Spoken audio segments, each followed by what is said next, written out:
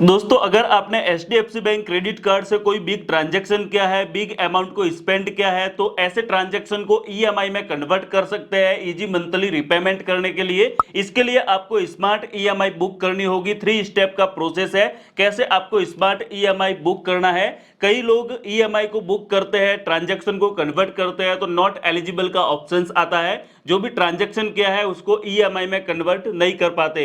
इसका सॉल्यूशन आपको मैं वीडियो के एंड में बताने वाला हूं, सो वीडियो को आप एंड तक देखते रहिए। चैनल पर अगर आप नए हैं, पहली बार आपने विजिट किया है तो सब्सक्राइब करके बेल आइकन को प्रेस करें। जो भी दोस्तों हम क्रेडिट कार्ड से शॉपिंग करते हैं, ट्रांजैक्शन करते हैं, कई बार दोस्तों जरूरत से ज्यादा स्पेंड हो जाता है, हमारे पास में फुल रिपेमेंट करने के लिए बैलेंस अवेलेबल नहीं होता। तो ऐसे में दोस्तों स्मार्ट ईएमआई की सर्विस आपको लेनी चाहिए। इसके लिए वीडियो के डाउन में आपको मैंने डायरेक्ट लिंक प्रोवाइड कर लिया है। आपको कहीं पर भी विजिट करने का रिक्वायरमेंट नहीं है। लिंक पर क्लिक करेंगे तो आप रिडायरेक्ट हो जाएंगे एचडीएफसी के ऑफिशियल पेज पर। आपके सामने convert all your transaction into smart EMI इस तरह का इंटरफेस अवेलेबल हो जाता है। यहां पर दोस्तों आप देख सकते हैं welcome to smart EMI, only for 3 step में आपका ये सक्सेस हो जाएगा, ईएमआई में ट्रांजैक्शन कन्वर्ट हो जाएगा।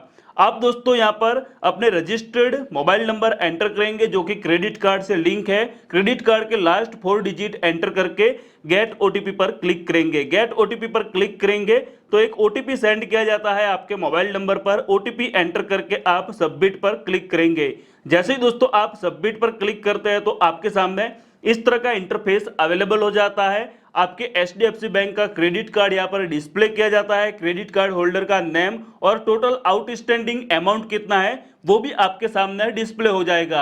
आपने क्रेडिट कार्ड से एग्जिस्टिंग कितने ट्रांजैक्शन किए हैं वो ट्रांजैक्शन आपके सामने डिस्प्ले किए जाते हैं। कितने ट्रांजैक्शन एलिजिबल है स्मार्ट ईएमआई के लिए, तो यहां पर दोस्तों आप देख सकते हैं एलिजिबल ट्रांजैक्शन 3 हमने दोस्तों ट्रांजैक्शन किए हैं, उनमें से 3 ट्रांजैक्शन एलिजिबल है। इनको हम स्मार्ट ईएमआई में कन्वर्ट कर सकते हैं। डाउन में स्क्रॉल कर सकते हैं, जितने भी आपके एलिजिबल ट्रांजैक्शन है वो डिस्प्ले हो जाएंगे।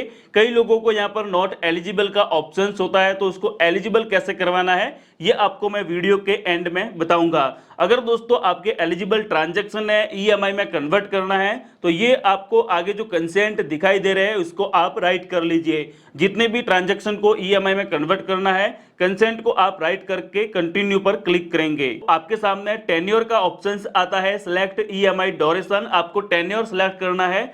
तो यहाँ पर दोस्तों मिनिमम 6 मंथ का टेन्योर ऑफर किया जाता है और मैक्सिमम आप 48 मंथ का भी टेन्योर ले सकते हैं। जितना आपका टेन्योर लॉन्ग होगा उतना ही इंस्टॉलमेंट आपका यहाँ पर कम दिया जाएगा। आपका अमाउंट कितना है उसके अकॉर्डिंग यहाँ पर मंथली ईएमआई भी प्रोवाइड की गई है। तो दोस्तों आपको जो भी सूटेबल टेन्योर हो वो अपना सेलेक्ट कर लीजिए। हम दोस्तों यहाँ पर ओनली फॉर 6 मंथ का टेन्योर सेलेक्ट करेंगे।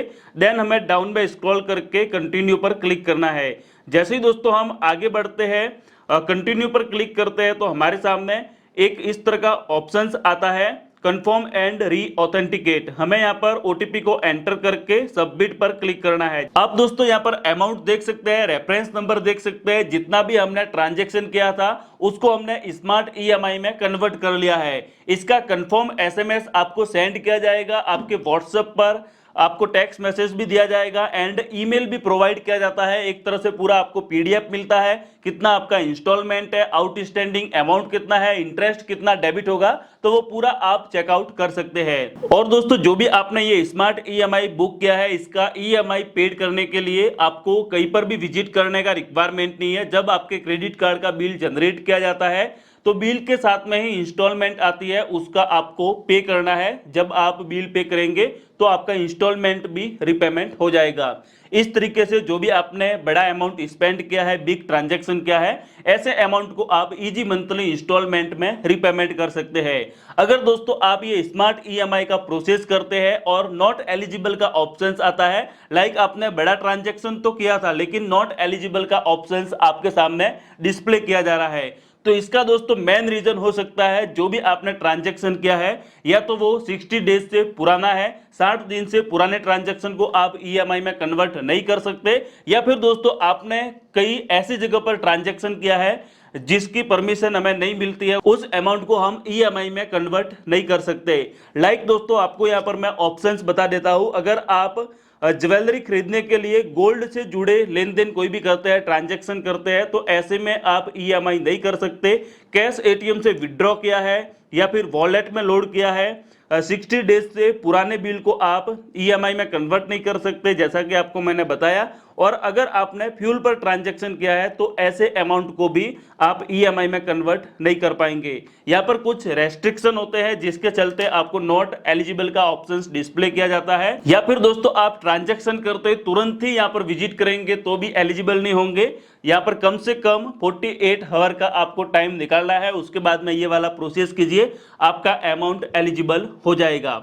ये जानकारी अगर आपको बेहतर लगी हो तो लाइक कीजिए, शेयर कीजिए अपने दोस्तों के साथ में जो एचडीएफसी का क्रेडिट कार्ड यूज कर रहे हैं, और हमारे चैनल सीएल एंटरप्राइजेस को आप सब्सक्राइब करें ताकि आपको ऐसी वीडियोज की इंफॉर्मेशन सबसे पहले मिले।